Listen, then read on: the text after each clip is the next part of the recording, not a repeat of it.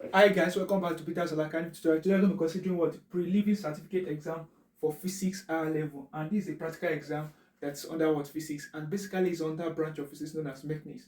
And the question before says, in an experiment to determine the acceleration due to gravity, that's the aim of the experiment, to determine the acceleration due to gravity. A student suspend the pendulum from a fixed point, set it to oscillate, and measure the time t for 20 oscillation.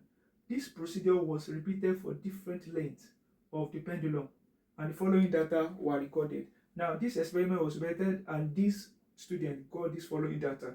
The first question was, draw a label diagram of how the apparatus was arranged in this experiment. Now, we have to draw a label diagram of how this experiment is being carried out in the laboratory, and you can see that this is an experiment on simple pendulum. And whenever we are talking about simple pendulum experiment, it's actually an experiment basically on simple harmonic motion, a motion that moves to and fro, to and fro. So it's an experiment for to and fro motion. So now to draw the setup now, the first thing you need is that for this experiment is that you need a table. You need a table for this experiment. So I'm going to sketch a table now. I'm going to sketch a table, a small table for this experiment. So we have something like this. So we have the table, our table here. So on the table we have the retort stand. I'm going to draw a retort stand. We have a retort stand.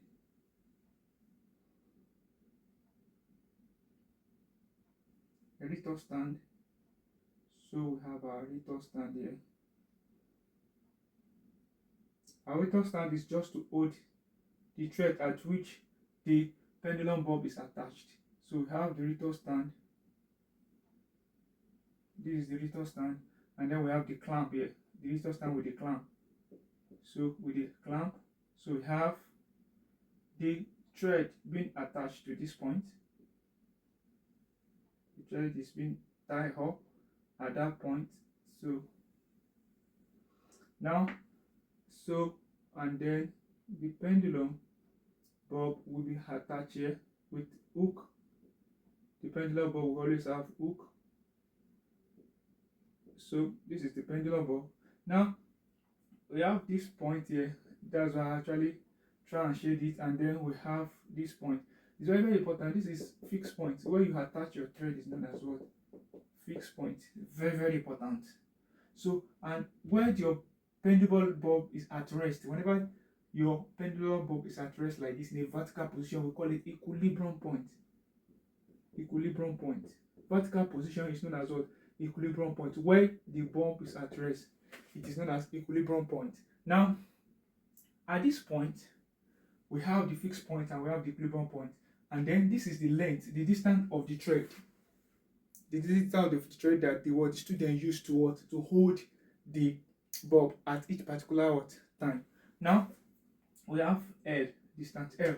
Now what is all about for simple harmonic motion is that when this pendulum bulb is displaced at an angle or that's less than 15 degrees, the pendulum moves to and fro from here to the other end and come back, from here to the other end and come back. So when it goes from here to the other end and comes back, it's called one oscillation. So it moves to and fro, to and fro. But if it is suspended, if the pendulum bulb is swing at an angle greater than 50 degrees, it might result in a angular rotation, that is an angle in a circular motion.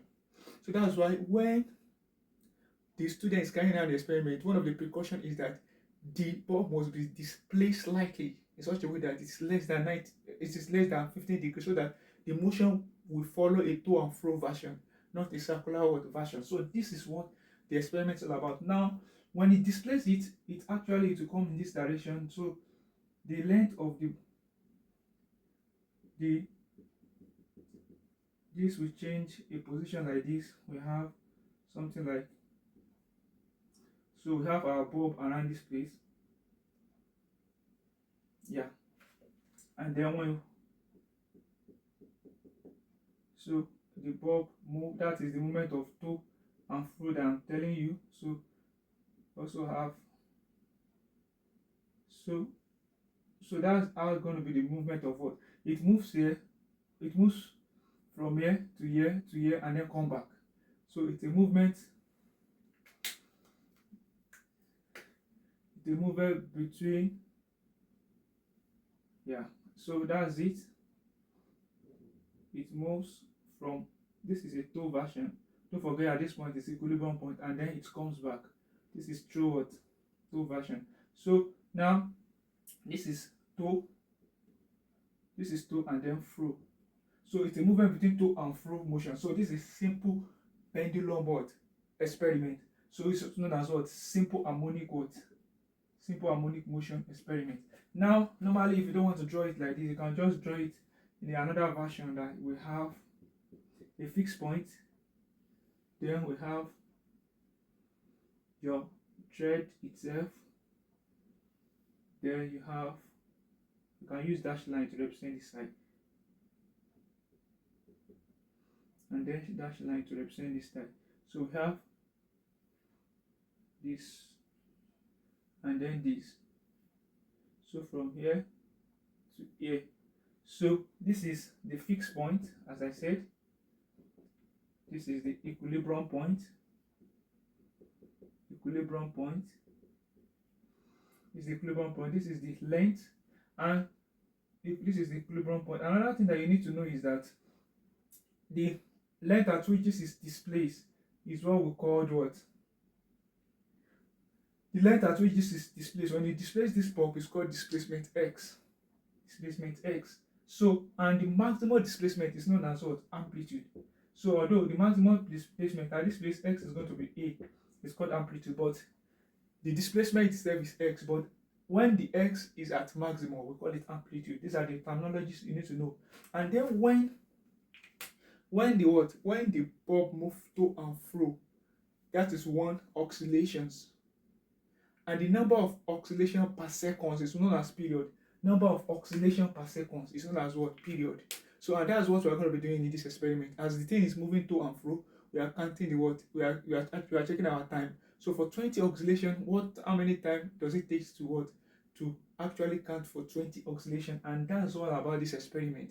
And this experiment was to determine the center of what? Gravity, acceleration due to gravity. So now that's that about that. So this is the setup for the diagram, and we have able to experiment with the fixed point of the suspension, the distant air, as we have said, and then so that's that for the first question. So I would rather clean this one now for the subsequent one. So we have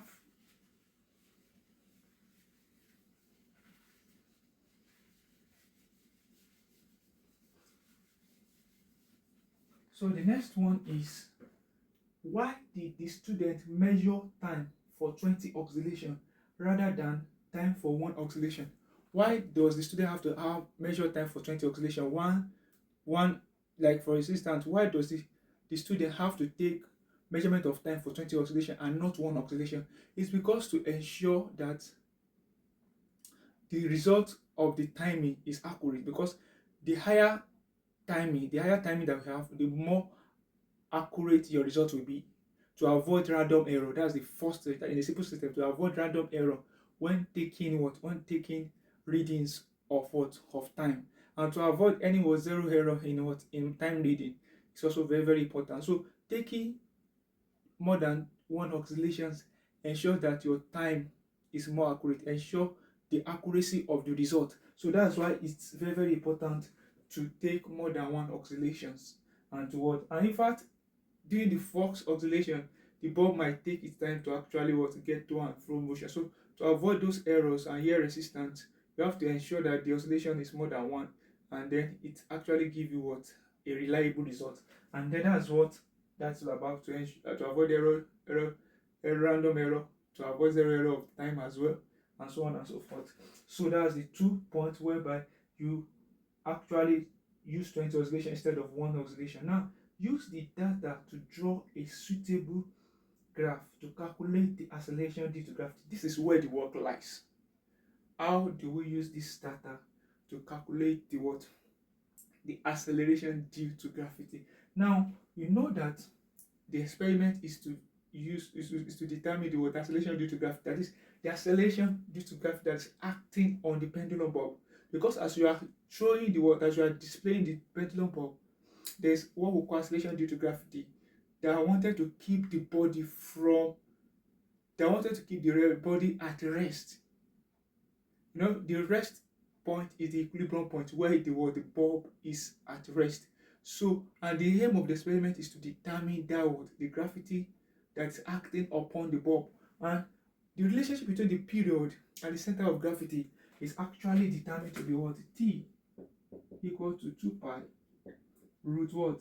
L over G. You have to know this what? There are two formulas for period. One is involving is equal to T equal to 2T root L over G. Another one is one that involve the what? The spring constant. I think it's going to be what? It's going to be 2 pi root K over M. But we are less concerned about this because the experiment actually compare length with T. So that's why we are not concerned with the mass. So we are only concerned with the first formula, because what we are looking for is acceleration due to gravity, length, and we are given T and length, but we are looking for acceleration due to gravity. That's why I'm not considering the second formula for period. So this is the most applicable formula for this experiment, because of we are looking for the acceleration due to gravity, which is G. Now, the first thing you need to ask yourself, how can I get acceleration due to gravity? The first thing is to make acceleration due to gravity the subject of the formula. Now, to make the subject of the formula, using your mathematical knowledge, you square both sides. So this is square, you square this one as well. So now this becomes T square is equal to 2 square per square. Then this now, okay, let me take it one by one, L over G, so that we can get the reason why I'm doing this. So this is going to be T square. 2 square is going to be 4 pi square. This one cancel out. It's going to be what? L over what? G. Looking at this now, if you wanted to what? Make the G subject of formula now, or try to make this subject formula, you are going to get something like, you can just cross multiply now. If you cross multiply, let me just, if you cross multiply, you are going to have T square G equal to 4 pi square over what? L. And it's reasonable for you to actually say, okay, if I want to do this something like this, I can move this T square to the other side, or I can move G to the other side. It depends on what you wanted to do. But I would prefer to actually have something like T square. Now, for instance, now, if I want to have my G now, you know, G is going to be what? G is going to be 4 pi square over, okay, I want to know, or normally this is my G. G is going to be 4 pi square over what? Over L. Over, if you divide by side, what? If you divide both sides by T square. So don't let me even jump the what? The hook. So if you divide both sides by T square, so your G is going to be what? 4 pi S square L, and then over T square. This is your G. This is the formula for G anyway. But this, what I'm trying to determine here is, I'm trying to determine what am I going to plot with one another to get my what? To get my graph, which is the slope. The aim of this thing is to plot a graph, and then when you plot a graph, you must be able to get your slope that will help to determine your G. Because acceleration due to gravity is a constant. So the aim of this is just what? The aim of this is just to actually deduce the parameters to plot against each other in order to determine your G. And that's what I'm requiring for this formula. And normally the acceleration due to gravity is given by this. But for me to actually determine which or what I'm going to plot is to first from this formula now, you know that this is T square G equal to 4 pi square L. You can see that the acceleration due to gravity is here as well, but the relationship between the T square and the L is here. This T here is the period. T is the period. Don't forget the time taken for a complete oscillation, and then L is the length of the what? The thread. The length of the thread. The length, I won't say the length of the thread like that. The length from the fixed point. you can go back to the diagram, the fixed point of the what?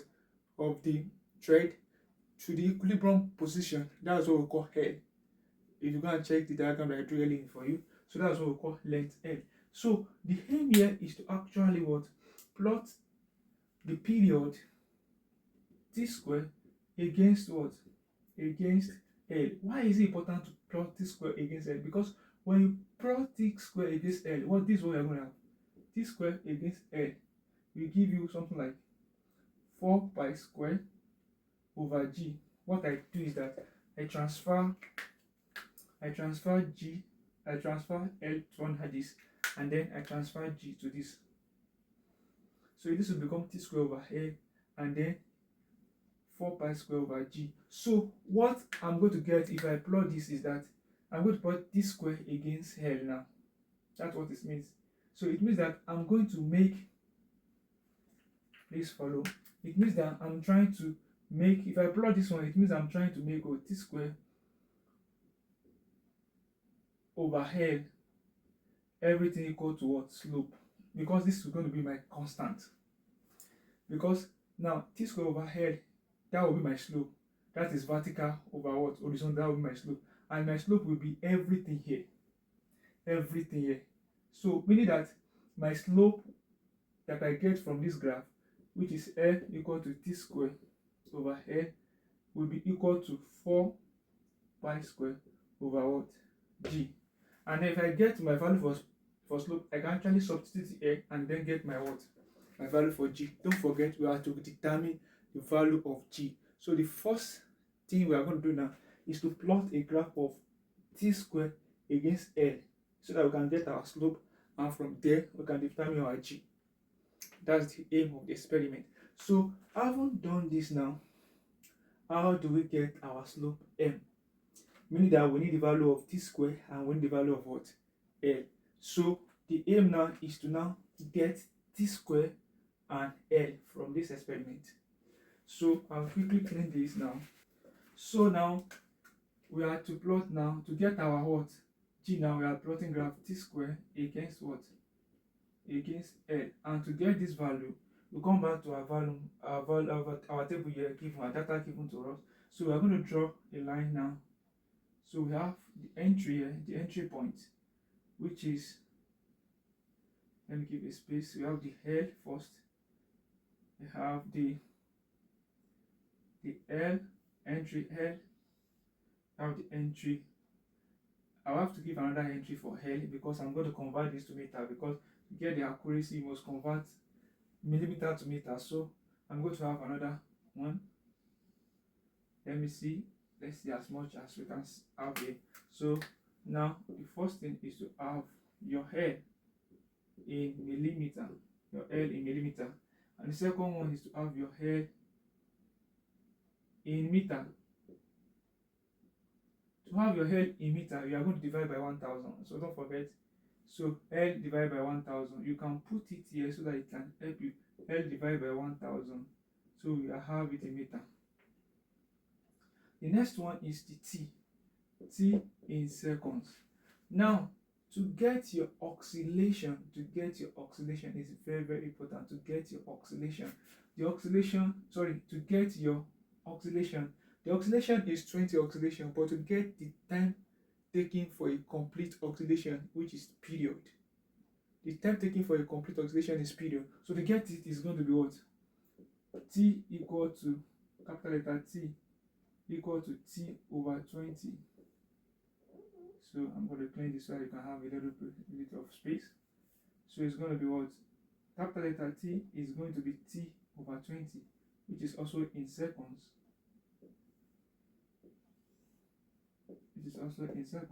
So, and then you have your T square. So you can see the table. The table entry is L in millimeter, L over 1000 in meter, T in seconds, this is capital letter T, which is period, T over 20, which is also in seconds, and then T square, which is second square. So that's the data that you need for the experiment. So how do you do that? Let's start entering this. So this is 300, right? So divide by 1000, this is going to be 0.30, and this is 400, divided by what? 1000 is going to be 0.400. So this is 500. I'll try to, so that we can see it clearly, hopefully. So we have 500 is going to be 5.055. So we have 600 divided by 0.600. We have 700 by 0.700. We have 800 0.800. I even make it to what? 4 decimal points. It depends on what you want. So now our time is, for the first one we have 22.0. For the second one is 25 point. Normally it's supposed to have the 3 decimal place, because normally you have to have the same decimal place, because one of time I will just use this to 22.0.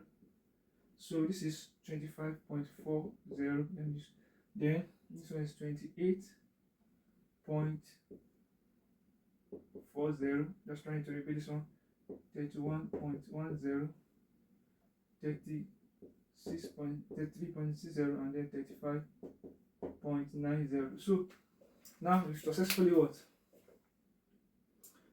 written out the value for t. Now the next thing is to calculate what?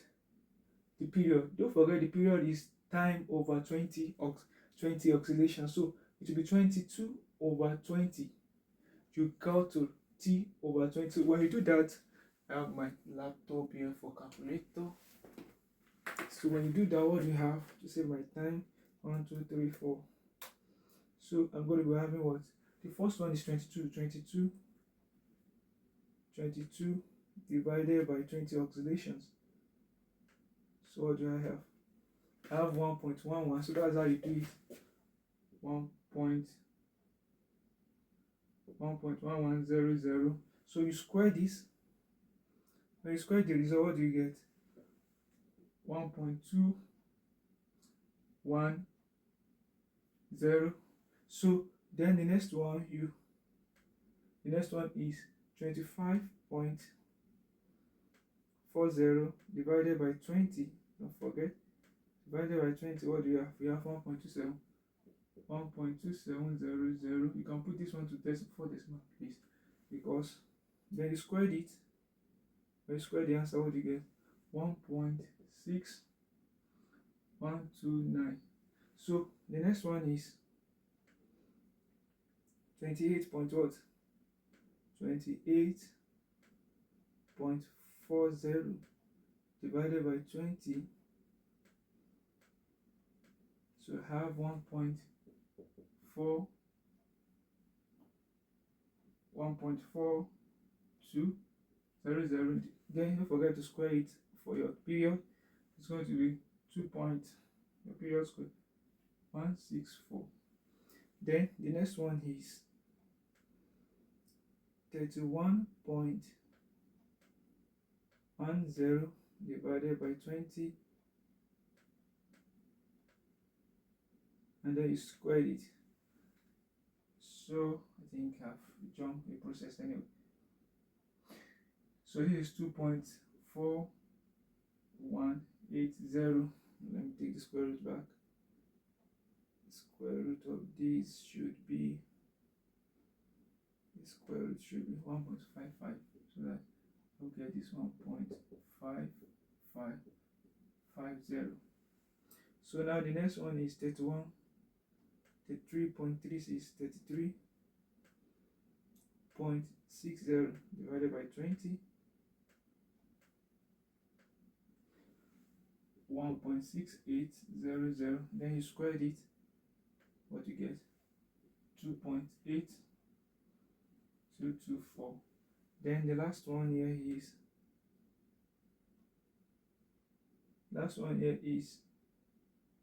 35.35. That is 35.90 divided by 20. Don't forget to always divide by 20. There's 1 point. You can see it's increasing. That's why you know whether you're getting it or not.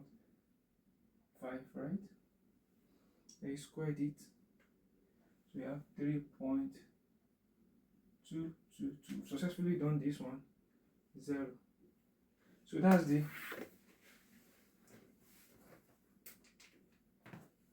the table for you. Now what we are going to need to calculate to plot the graph, now don't forget what we need is actually t square against L, which is this column here, and this column here is what we need to plot the graph. So I will just clean this off now and then attach the graph. Now let's plot our graph. Now we have the table here. Now the first thing is that we have to plot the graph of t square against L, as I've said earlier on, in order to get our slope. And these are the value of L, these are the value of t square. Now the reason why I wrote it here was because I want to teach you how to approximate depending on the graph you have. Now for instance, now I discovered that in this graph I have 12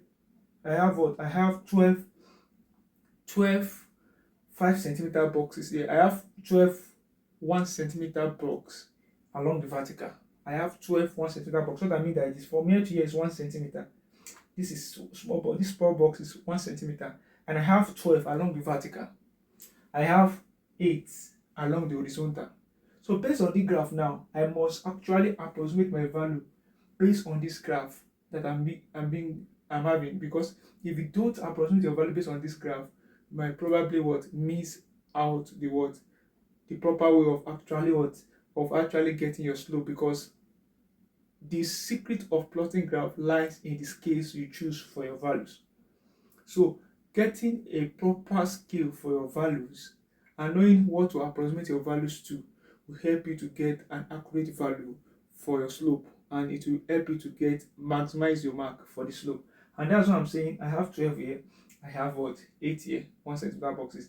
And based on this, since I have 8 here, and I'm going to put 8, since I have 0.8 as the highest value for L, and my L is going to the horizontal, what I'm going to do is that I'm going to use 0.1 easily for here, because 0.1, 0.2, 0.3, 0.4, 0.5, 0.6, 0.7, 0.8 exactly. So there's no need for me to actually choose an ambiguous scale for this L axis. I will just say 1 centimeter box represent 0.1 meter. That's the scale for this. So my scale for the horizontal will be what? 1 centimeter represents 0.1 meter on L axis. On L axis. I start from that place. So that's what I have for the L axis. But for the t square axis, look at this. I'm going to approximate to 1 decimal place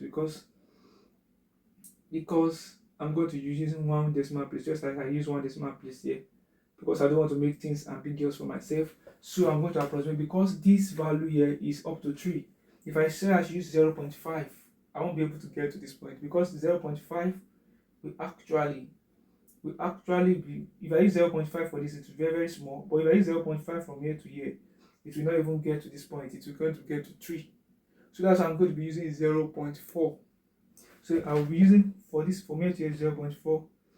So for every 1 centimeter, I'm using 0.4 second square. So 2 for every 1 centimeter here represent 0.4 for 0.4 second square on period square axis. This scale carries mark. It's very, very very important. If that shows you really understand how to plot the graph. So here for t square, I told you I'm going to approximate to the nearest. So 1 decimal place. So I'm going to have 1.2, 1.6, 2.0, 2.4. And the reason why I choose 0.4 is because everything is actually a multiple of 0.4. It's multiple of 4. So that's why I actually deliberately choose 0.4. So you have to be deliberate in your scale. 2.4, we have 2.8, and then we have 3.2. So You can see it's a perfect what scale for this. But in some cases you don't have to get the perfect number, but you still have to choose a scale that's appropriate for your what value. So you have 0.3, 0.4, 0.5, 0.6, 0.7, 0.8.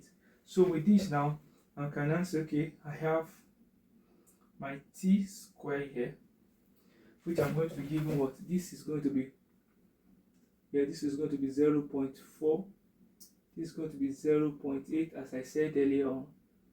This thick line is going to be 1.2, 1.6, 1. Okay, this is going to be 2.0, 2.4, 2.8, 3.0, 3.2. Okay, it's going to be, oh sorry about that, 2.8. This is going to be 3.2. So 0.4, 0.8, 1.2, 1.6, 2.0, 2.4, 2.8, 3.2. This is going to be 3.6, and this is going to be what? 4.0. Let's stop here, and then t square, always put your term here, t square in s square. That's what to put here. So for here we have L in meter, but let me put it on that so as to have space for this first. Let's say from here this is 0.1,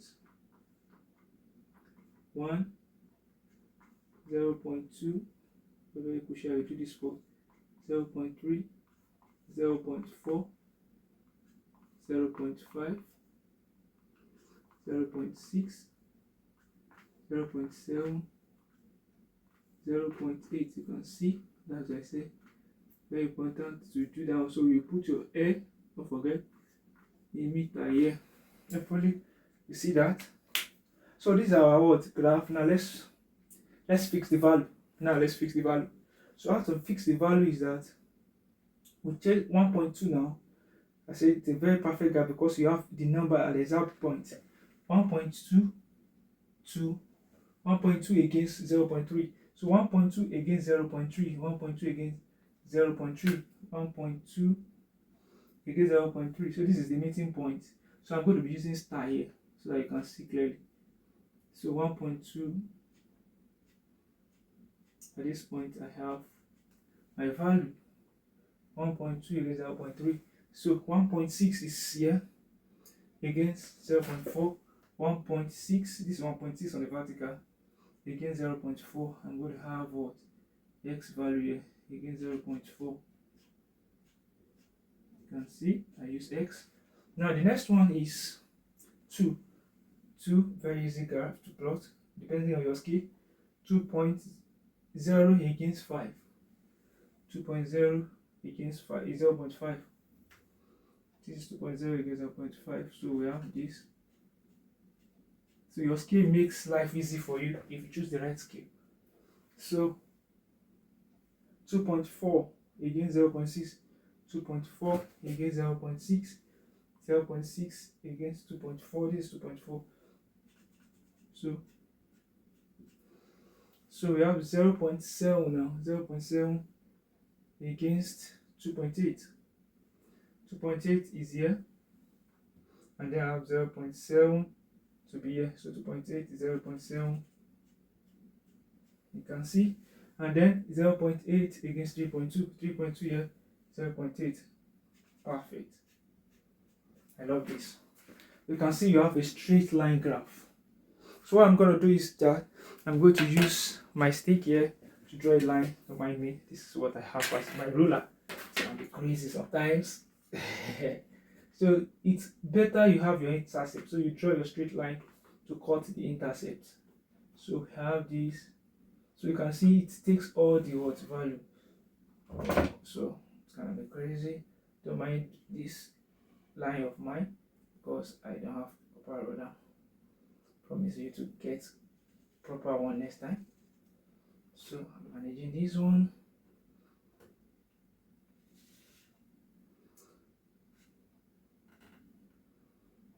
So we have this. So you draw to intercept. Yeah, perfect. Perfect. So now this is a straight line graph. You can see it touch almost all the what points. So how do we now do the slope? Don't forget you have to choose a convenient point for yourself.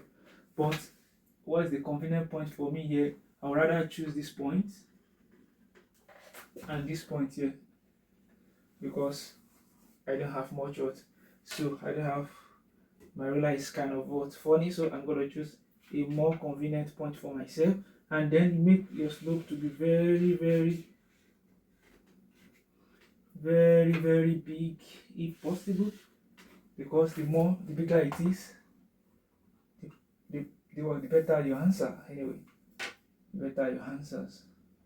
So you can see I choose so I'm trying to draw my slope, so you can put your right angle here. So I'm going to use this 3 box so that you can see it clearly. So this is my right angle. So this is my slope. You can see my straight line. So I'm putting one point here. I'm choosing this point here to be my, if I trace this one down like this is going to be my L1. This is going to be my L2. And this side here is going to be my T square 1. And this is going to be my, this side here. Okay. If I want to make it easy for me, I can put it here so that you can see it very well. This is going to be my T square 1, and this one is going to be my T square 2. So now invariably now we can now calculate our slope. This one is done. So what we're going to have here is for our graph, for our slope now. Don't forget we are looking for slope to get our G.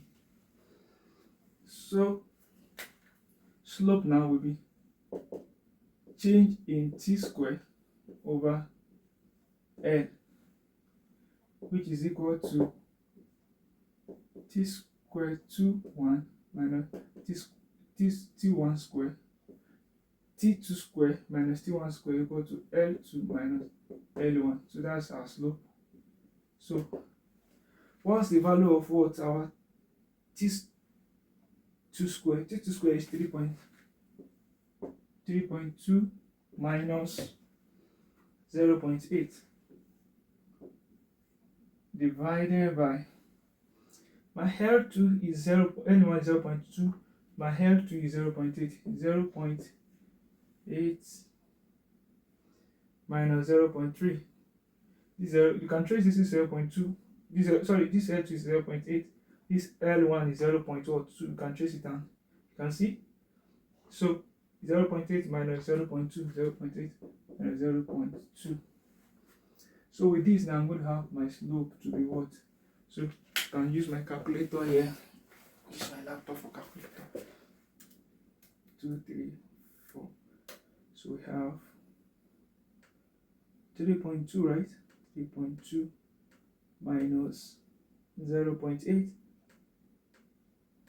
What do you have for the? We have 2.4 volts vertical. 2.4 volts vertical, and then we have 0.6 for the horizontal. That one is straightforward. 0.6 for the horizontal. So 2.4 divided by 0.6. So we have 4. We have 4 for this. So you don't forget the unit. Don't forget the unit is L square. Very, very important. Did I write? This was supposed to be L1. Sorry about that. So it's supposed to be T2 square minus T1 square all over L2 minus L1. So we have meter S square. We have what? So the unit here is going to be what? S square meter. So it's very, very important. So slope M is going to be what? It's going to be, don't forget, I have 4, right? Definitely it is 4. I have 4. So I'm going to have 4 S square per meter. That's my unit. So this is my slope. Now don't forget the formula I gave that. M itself is equal to, we are looking for G. We are looking for G. Our G is 4 pi square over what? This is what we said our M is going to be. 4 pi square over what? Over G. Don't forget, that's our slope. In the previous one, when we said this is going to be what? T square is going to be L, and then we make T square over L so that we can get G to the other side. So this is our what? Our slope that we say. Don't forget that when I said M is equal to T square, I'm still trying to recall for this, and I say 4 pi square over what? G. That's what I said earlier on, that when we get this as a slope, we can equate it to this. So I'm bringing M equal to 4 pi square over G now so that I can get my G. So therefore my G is going to be 4 pi square over M. So G is going to be what? 4 times 3.142 all square over what do you get there? Over what? Over 4. It's obvious that this 4 we cancel 4. This thing, this 4 here. And don't forget this has S square per meter. It's very important that you cancel out this unit is very, because it's going to turn to, you need that unit. So this 4 cancel this 4. This 4 cancel 4. So what you're having here is 3.142 square. So G is equal to what? 3.142 square is around 9.8. So, but let me use my calculator. It's around 9.8, which is very correct. It's around 9.8.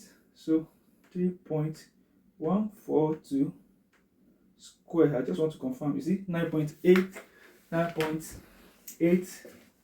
Just leave it as 9.87. Don't approximate, because if I it's going to be 9.9, which is the actual value of acceleration due to gravity is 9.8, and usually usually approximates to 10 in some textbook, but it's actually 9.8. So this one will be 9.8. Now the unit, now the meter will go up, per meter will go up, it becomes meter, and second square will go up.